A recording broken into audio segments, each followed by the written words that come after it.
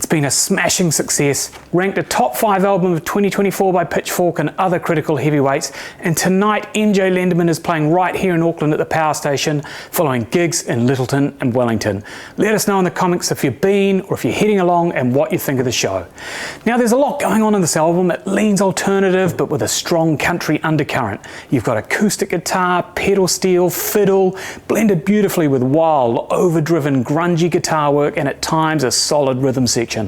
It's full of contradictions that somehow feel seamless, slacker in tone, existential in content, sad and lonely, satirical and hilarious. Lyrically, Lenderman is extraordinary. The songs are packed with everyday tragedy and strange, vivid humour. He paints scenes that stay with you. A deer named Rudolph getting mowed down by Pixar's Lightning McQueen. Birds crashing into windows. Seminary students flirting with nurses. There's lines about draining hotel showers, passing out in cereal bowls and staying up too late playing Guitar Hero and barking at the moon. There are name drops and lyrical nods to Bob Dylan, Black Sabbath, Dan Marino and even Serpico. 1 minute it's poetic, birds against a heavy wind that wins in the end, the opening line from the acoustic titled track. Next it's absurd and human, like tequila shooter, DUI scooter. For me, a flashback to a friend in his teens who decided to joyride a scooter for the first time in the middle of the night before getting arrested. Cough, cough, Paulie.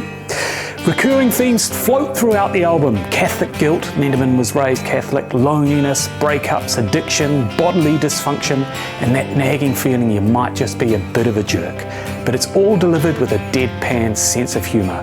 There's a heap of standout tracks. Wristwatch, She's Leaving You, On My Knees, Rudolph, and the stunning Joker Lips. On Wristwatch, it's a woozy, circular track full of lines that feel like someone's lying to themselves while trying to sound convincing. I got a new wristwatch, it's a stopwatch for when I get pissed off. As if it's timing his own tantrums. His Swiss Army knife of a watch also just keeps reminding him that he's all alone.